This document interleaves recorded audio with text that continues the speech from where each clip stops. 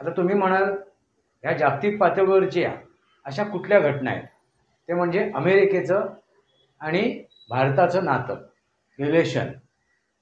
मित्रांनो, हाऊडी मोदी हे बघितलं असेल तुम्ही.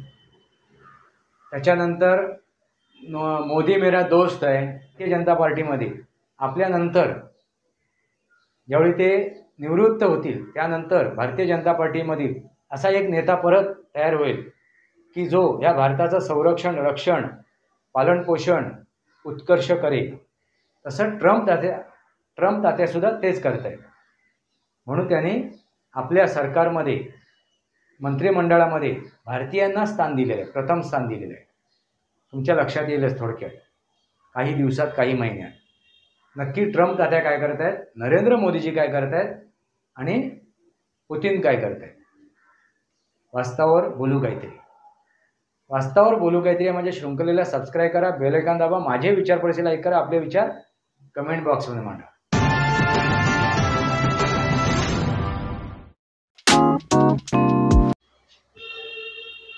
नमस्कार मित्रांनो, वास्तवावर बोलू काहीतरी या शृंखलेमध्ये पुन्हा एकदा आपलं स्वागत. मी आपला मित्र राजेश वासंती साबाजी केळुसकर.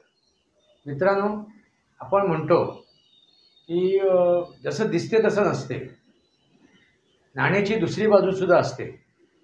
काहीतरी पडद्याच्या मागे चाललेलं आहे असं आपण म्हणतो.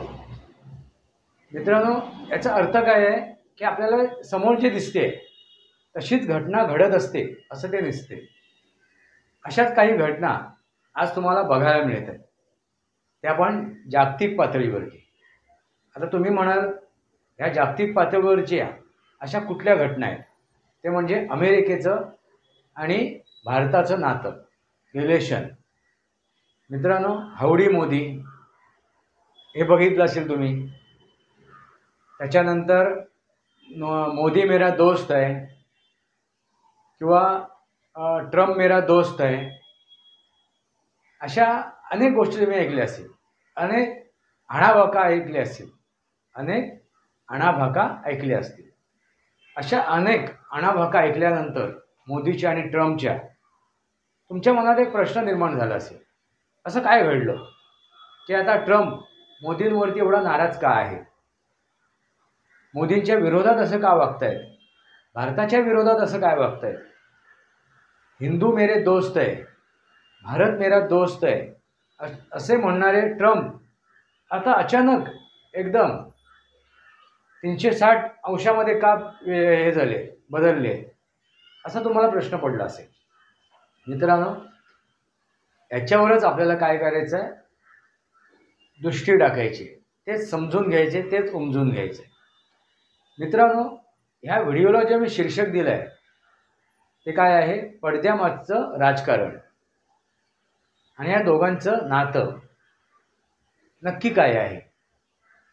मित्रांनो, तुम्हाला एक गोष्ट लक्षात आली असेल की ट्रम्प यांचं जे पहिल्यांदा ते निवडून आले होते आणि ते अमेरिकेचे राष्ट्राध्यक्ष बनले होते, त्यावेळेला त्यांचं आणि नरेंद्र मोदीजींचं रिलेशन तुम्ही बघितलं असेल. त्यावेळी असं वाटत होतं की अमेरिका आणि भारत एकदम जवळ आले आहेत, त्यांच्यामध्ये घनिष्ठ संबंध निर्माण झाले.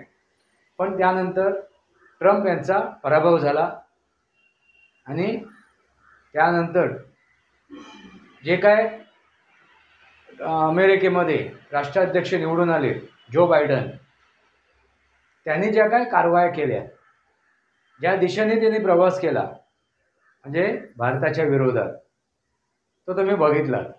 अगदी बांगलादेशमध्ये त्यावेळेला अमेरिकेने सत्ता परिवर्तन केलं होतं, ती सत्ता उलथून टाकली होती. तसंच भारतामध्येही करण्याचा प्रयत्न केला होता. आणि त्या अगोदर, बांगलादेशच्या अगोदर त्या जो बायडन यांनी पाकिस्तानचं सत्ता परिवर्तन केलं होतं.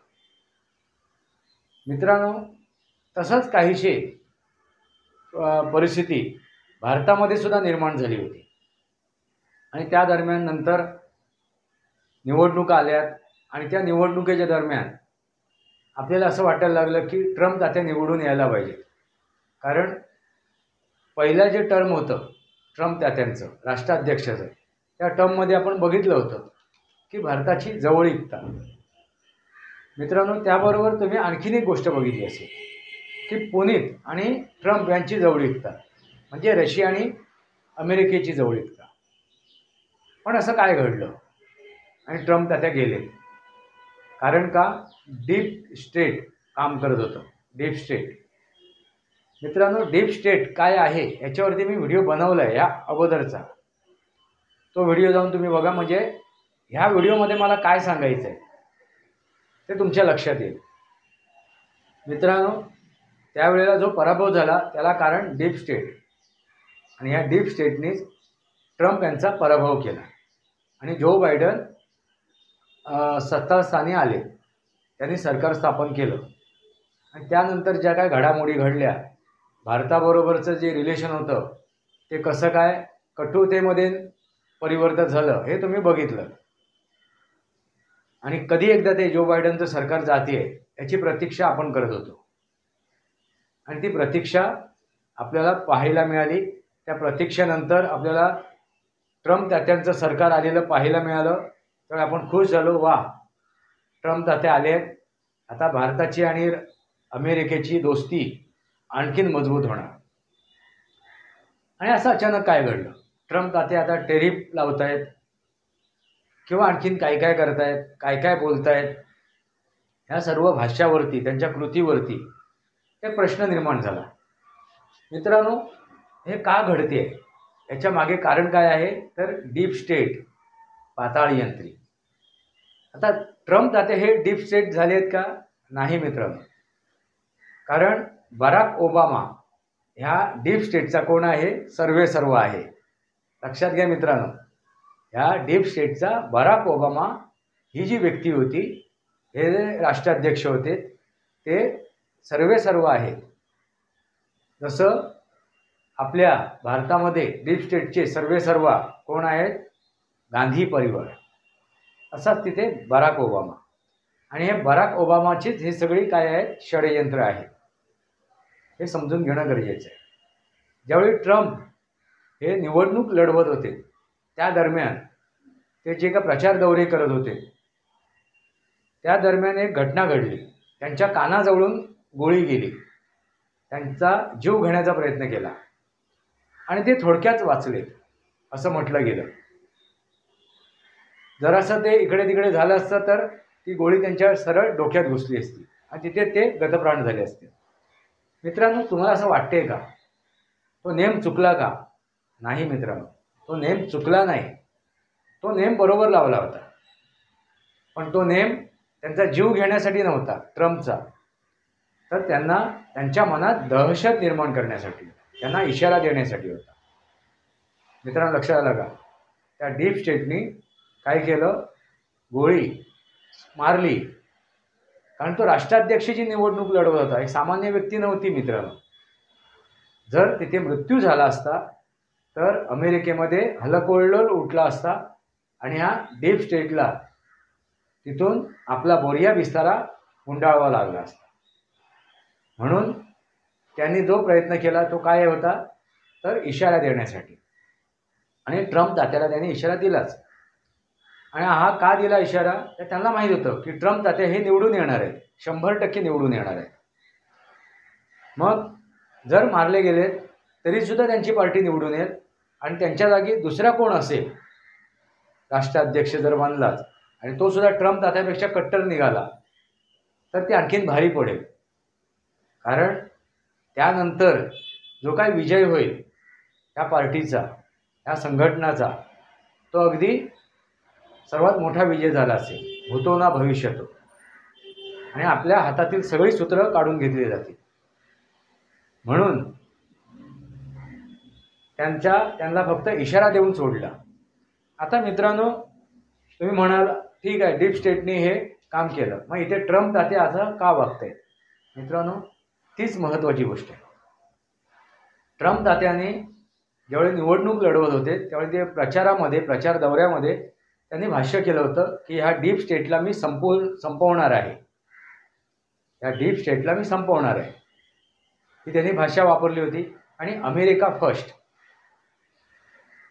हे सुद्धा वक्तव्य केलं होतं. जसं नरेंद्र मोदीजींनी डीप स्टेटला संपवण्याचं कार्य सुरू केलेलं आहे. त्या दिशेने त्यांनी पावलं उचलली आहेत. मित्रांनो, तीच कृती, तीच गोष्ट ट्रम्प तात्यासुद्धा करत होते. त्यांनीसुद्धा त्याचा उच्चार केला होता. आणि मोदीच असं म्हणाले, इंडिया फर्स्ट, भारत पहिल्यांदा, प्रथम भारत, प्रथम राष्ट्र. तसंच ट्रम्प तात्याने सुद्धा आपल्या राष्ट्र अभिमान दाखवला होता. मित्रांनो, आता अमेरिकेला महत्त्व देणं गरजेचं आहे, कारण ते अमेरिकेचे राष्ट्राध्यक्ष आहे. अमेरिकेचा फायदा बघणं गरजेचं आहे, कारण ते अमेरिकेचे राष्ट्राध्यक्ष आहे. मग जसं नरेंद्र मोदीजी भारताचा फायदा, भारताचा हे बघतायत, काय उत्कर्ष बघतायत, तसंच ट्रम्प तात्यासुद्धा अमेरिकेचा उत्कर्ष बघतायत, अमेरिकेचा फायदा बघतायत. पण आता तुम्ही म्हणाल या दोघांची दोस्ती पडद्यामागची आहे.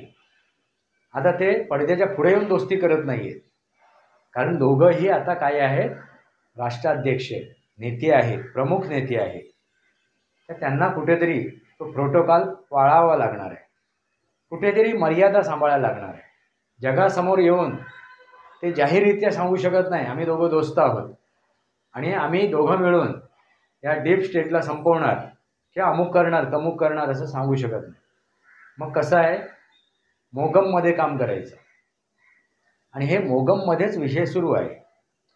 मित्रांनो, एक एक जर पावलं तुम्ही बघितलीत उचलताना अमेरिकेच्या राष्ट्राध्यक्षाची आणि भारताच्या पंतप्रधानांची, तर तुमच्या ते लक्षात येईल.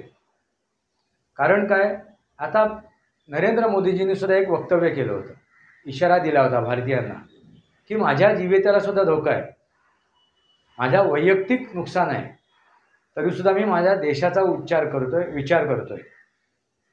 देशाच्या सार्वभौमत्वतेला धक्का लागणार नाही याचा मी विचार करतोय. ट्रम्प तात्या काय निर्णय घेतात त्याच्या विरोधात. आता हे ट्रम्प तात्या निर्णय का घेत आहेत, तर ते त्या डीप स्टेटच्या डोळ्यात धूळ फेकत आहेत, कारण त्यांच्याही जीविताला धोका आहे. मित्रांनो लक्षात घ्या, त्यावेळी ते वाचलेत. परत त्याच्यावरती प्रयत्न होणार नाही असं वाटते का तुम्हाला? नाही मित्रांनो, होऊ शकतो. आणि त्या प्रयत्नामध्ये ते जर सफल झाले, कोण, डीप स्टेटवाले, तर जीवानिशी ते हे जातील, मारले जातील. ट्रम्प तात्या हकनाक मारले जातील. आणि प्रत्येकाला आपल्या जीविताचा हे असतोच की आपला मृत्यू होऊ नये याची काळजी घ्यावी लागतेच. आणि शेवटी त्यांना आपापल्या राष्ट्राचं काय करायचं आहे, भवितव्य घडवायचं आहे दोघांनाही. आता पहलगाममध्ये जो काय झालं त्याच्या मागे सुद्धा एक रणनीती आहे आणि ती अमेरिकेची आहे. त्याने कुठेतरी पाकिस्तानला प्रवोक केलं, पण ज्या प्रकारे त्या अतिरेक्याने ती घटना घडवली तसा विषय घडणार नव्हता. या उलट पक्षी काय होणार होतं की नरेंद्र मोदीजी तिथे जाणार होते, कुठे, आपलं काश्मीरमध्ये, आणि त्यावेळी असा काहीतरी हल्ला झाला असता आणि नरेंद्र मोदीजी थोडक्यात वाचले अशी घटना घडणार होती. आणि त्यानंतर नरेंद्र मोदीजी पाकिस्तानवरती ॲक्शन घेणार होते. असा काहीतरी एक प्लॅन होता, पण तो प्लॅन फिसकटला, राहिला. का, तर नरेंद्र मोदीजींनी तो दौरा टाळला. का तसा टाळला? कारण जर तसं घडलं असतं तर आता जे हे केलं, सिंधूर ऑपरेशन केलं, त्याच्यापेक्षा मोठं ऑपरेशन करावं लागलं असतं, युद्ध करावं लागलं असतं. आणि ती आजची परिस्थिती नाही आहे, सध्याची परिस्थिती युद्धाची नाही आहे. कारण भारत आता कसा आहे, ग्रो होतोय, उन्नती होते भारताची आर्थिकदृष्ट्या. आणि अशा वेळेला जर भारत युद्धामध्ये उतरलं तर काय होईल, ती जी प्रगती आहे ती खुंटेल. मित्रांनो लक्षात आलं. त्यामुळे एखादा इशारा देऊन, म्हणजे सिंधूर ऑपरेशनसारखी एखादी कारवाई करून थांबणं गरजेचं होतं. आणि त्यामुळे हा दौरा टाळण्यात आला. मित्रांनो लक्षात आलं. आणि ती योजना कोणाची होती? ट्रम्प तात्याची नव्हती, डीप स्टेटची होती. कुठली? नरेंद्र मोदीजींवरती आघात करण्याची. लक्षात आलं का? आणि ही न्यूज ट्रम्प तात्याने दिली असेल की बाबा मोदीजी तुम्ही ह्या दौऱ्यावर जाऊ नका, तो दौरा कॅन्सल करा काश्मीरचा, आणि तो कॅन्सल झाला होता.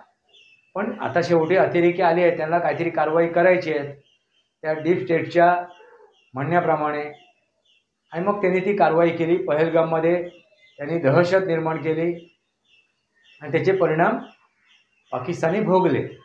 मित्रांनो लक्षात आलं का काय आहे ते, याच्या मागचं कारण काय आहे, राजकारण काय आहे, वास्तव काय आहे.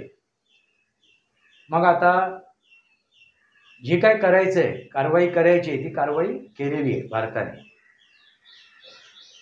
आता हे युद्ध आणखीन पुढे जाऊ नये, भडकू नये, म्हणून कुठेतरी ट्रम्पने पाकिस्तानला इशारा दिला असणार की बाबा आता तुम्ही काढता पाय घ्या, अन्यथा तुम्ही नेस्तानाबूत व्हाल. मित्रांनो लक्षात आलं का. आणि मग पाकिस्तानने काढता पाय घेतला. भारताला सांगितलं नसेल, पण पाकिस्तानशी चर्चा झाली ट्रम्प यांची. पण शेवटी कुठेतरी लोकांच्या मनात, लोकांच्या डोळ्यात धूळ फेकायला पाहिजे. लोकांच्या म्हणजे कोणाच्या, डीप स्टेटच्या डोळ्यात धूळ फेकायला पाहिजे.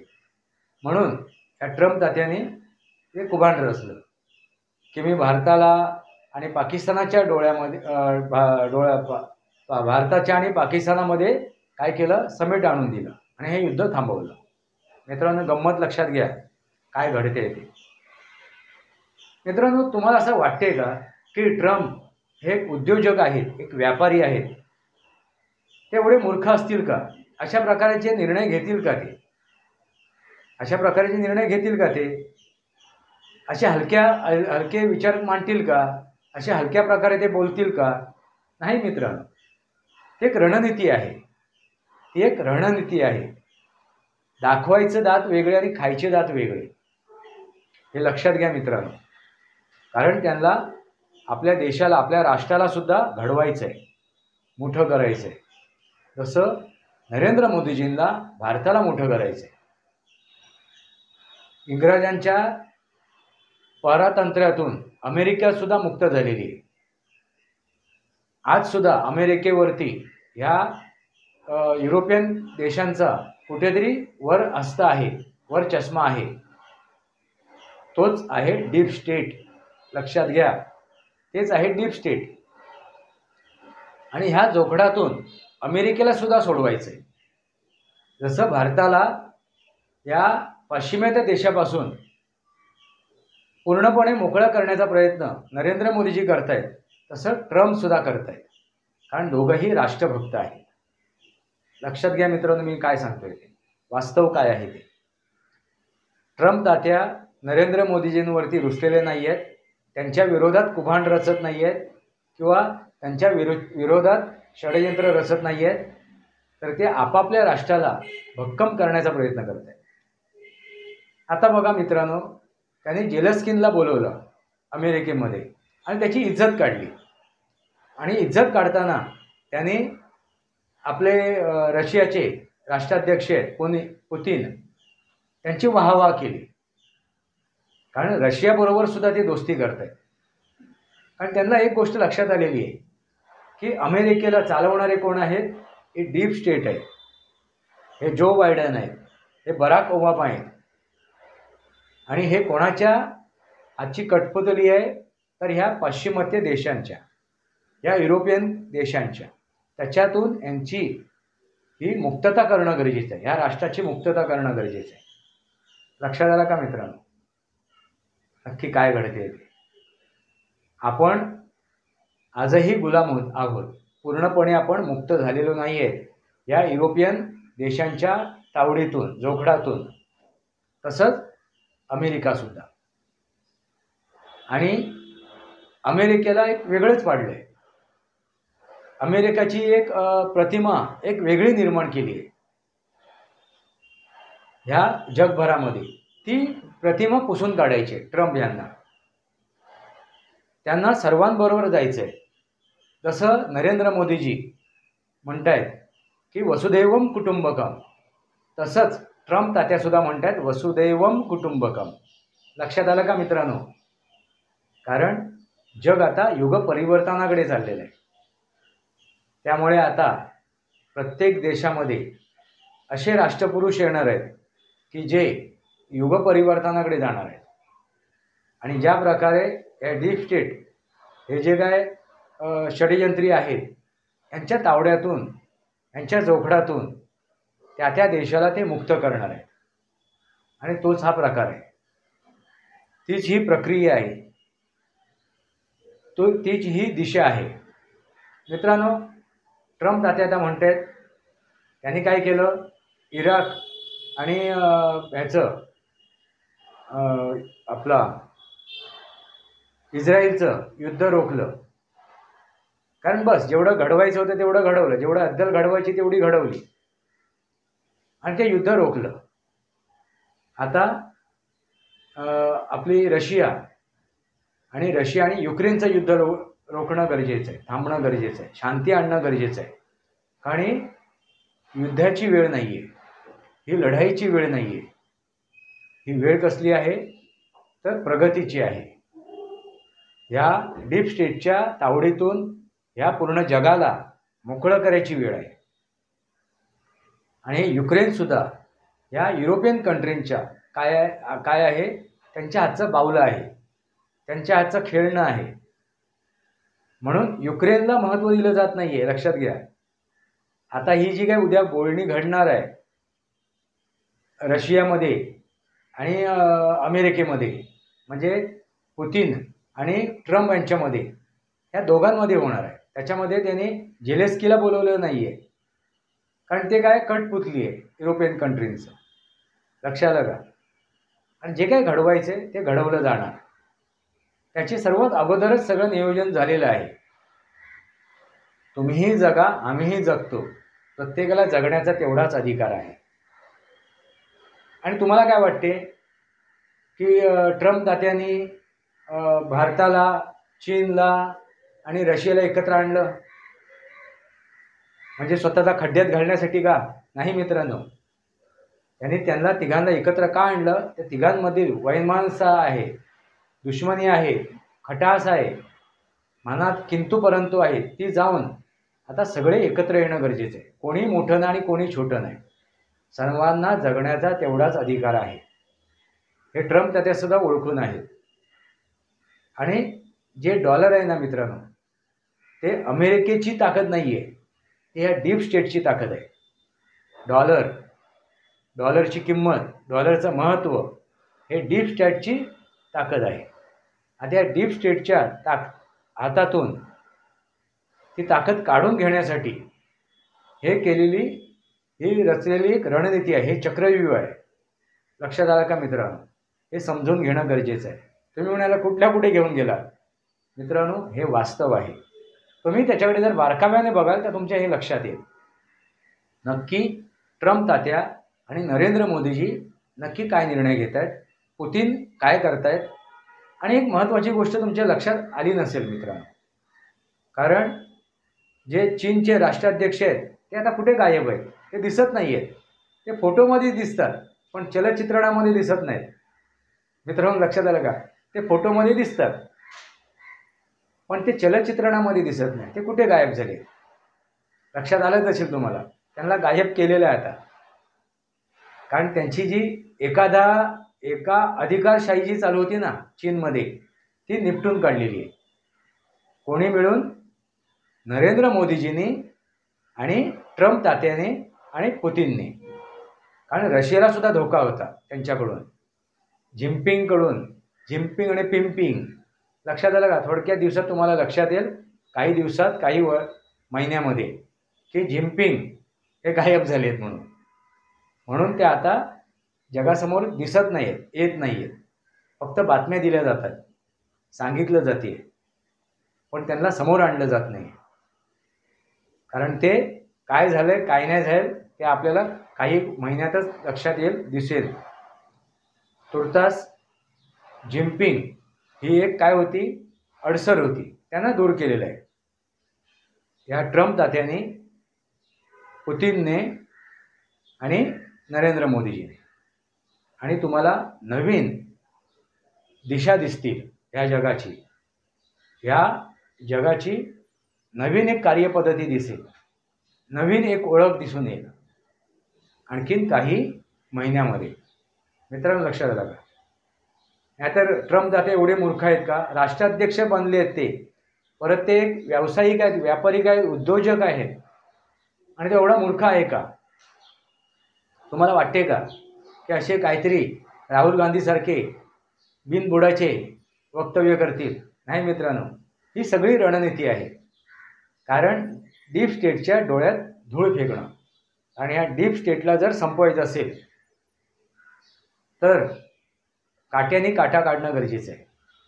ह्या काट्याने काटा काढण्याचा प्रयत्न केला जातोय. लक्षात आलं का मित्रांनो? आता काय होणार? युक्रेनचं आणि रशियाचं युद्ध थांबेल.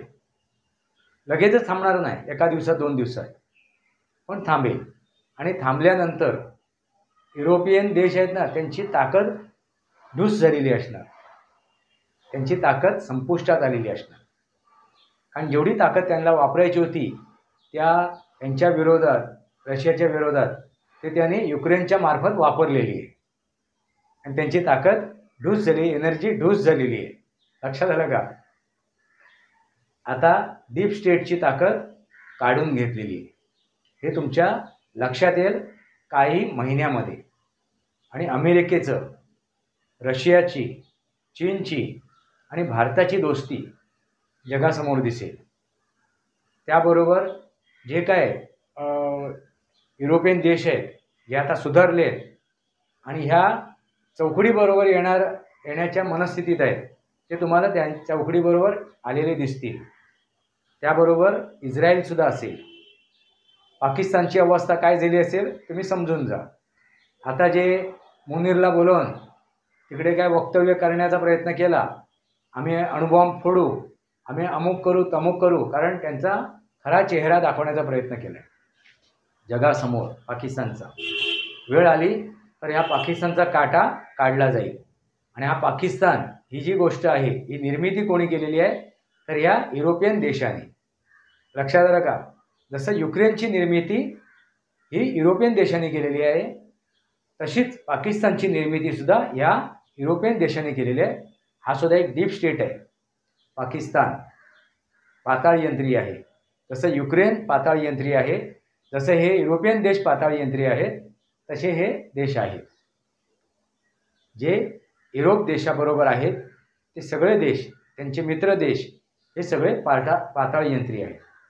म्हणून मी काय म्हणालो होतो की अमेरिकेमध्ये जे डीप स्टेट आहेत ते Barack Obama, Joe Biden, Kamala Harris, हे सगळे आता निपटून काढली जातील. जसं भारतामध्ये डीप स्टेट आहे म्हणजे कोण? तर काँग्रेस, गांधी परिवार किंवा अन्य जे आहेत आता नेतेगण, उद्धव ठाकरे म्हणा, डीप स्टेट आहेत. त्यांना राष्ट्राशी काय महत्त्व नाही आहे. अखिलेश यादव, हे लालू प्रसाद यादव, ममता बॅनर्जी, त्यांना राष्ट्राशी, देशाशी काही महत्त्व नाही आहे, काही लेणं देणं नाही. लक्षात आलं का मित्रांनो? नक्की काय घडके? तू मारल्यासारखं कर, मी लागल्यासारखं करतो. आणि हे काय आहे? पडद्यामागचं राजकारण आहे. तुमच्या लक्षात आलं असेल, पडद्यामागचं राजकारण. मित्रांनो तुम्हाला काय वाटते? हे जे काय मी विश्लेषण केलं आहे, हे जे पडद्यामागचं राजकारण तुमच्यासमोर ठेवलेलं आहे, ते तुम्हाला पटते आहे का? तुमच्या मनाला रुचते आहे का? बघा, काही दिवसात तुमच्या लक्षात येते. कारण आता जे काय डीप स्टेटनी इथे राहुल गांधीच्या मार्फत जे काय इथे प्रकार चालवले आहेत, जे काय आंदोलन घडवत आहेत, त्या आंदोलनामधून काय बाहेर पडते आहे? राहुल गांधी उपडे पडत आहेत, तोंडावर आपटत आहेत, उघडे नागडे होत आहेत. आता हे चाललंय ना, हे सगळं दिवा फडफडतोय. कसा? तर आता तो दिवा विजताना फडफडतोय. ती परिस्थिती आता या काँग्रेसची आलेली आहे. आता काय घडलं? या चुनाव आयोगावरती चोर चोर म्हणून त्यांच्यावरती बोंबलल्यानंतर सोनिया गांधींनी कशी काय चोरी केली मतदानाची, वोटची, हे सुद्धा जगासमोर आलं. ते ह्या देशाचे नागरिक नसताना, सोनिया गांधी या देशाची नागरिक नसताना सुद्धा त्यांना वोटिंग लिस्टमध्ये त्यांचं काय केलं? नामांकन केलं. त्यांना मतदानाचा रस्ता मोकळा करून दिला. त्यांनी मतदानसुद्धा केलं. म्हणजे ते ह्या देशाचे कोण नव्हते, नागरिक नव्हते. कोण? सोनिया गांधी. त्यावेळीची गोष्ट आहे. म्हणजे बघा काय बाहेर पडते आता हळूहळू. वोट चोरी कोणी केली? पहिली वोट चोरी कोणी केली? तर नेहरूने, जवाहरलाल नेहरू. आणि तो वोट चोरी करून देणारा कोण? तर मोहनदास करमचंद गांधी. कारण त्यावेळी निवड कोणाची झाली होती? लोहपुरुष वल्लभभाई पटेल यांची. आणि वोट चोरी करून जवाहरलाल नेहरू यांना पंतप्रधान बनवण्यात आलं होतं. त्यानंतर नेहरूंपासून या गांधीपर्यंत, तथाकथित गांधी, लक्षात आलं का, तोपर्यंत जे काय प्रकार घडत आले आणि त्या मोहनदास करमचंद गांधींनी कसे काय डीप स्टेटचं काम केलं. काँग्रेस हा जो पक्ष निर्माण केला डीप स्टेट म्हणून, तेही जगासमोर हळूहळू येते. आणि मोहनदास करमचंद गांधी हे एक कोण आहेत? या डीप स्टेटचे एक कोण आहेत? भाग आहे. हेही हळूहळू तुमच्या लक्षात येईल. अहिंसा वगैरे काही नाही. सर्वात मोठा हिंसा करणारी व्यक्ती म्हणजे ही मोहनदास करमचंद गांधी. असो मित्रांनो, एक एक गोष्टी आता जगासमोर येतील. एकेकांचे बुरखे पाडले जातील, एकेकांना उघडं केलं जाईल. आणि हीच प्रक्रिया आता सुरू आहे. कोण कोण करते आहे? तर नरेंद्र मोदीजी करतायत, लादेमम पुतिन करतायत आणि डोनाल्ड ट्रम्प करतायत. या तिघांनी, या त्रिकुटाने हे आता काय केलं आहे? जगासमोर या डीप स्टेटला उघडं नागडं करून त्यांची मुसक्या आवळ्याची तयारी सुरू केलेली आहे. कारण ट्रम्प यांना माहिती आहे की आपल्याला पुढचा टर्म मिळणार नाही आहे. परत त्यांना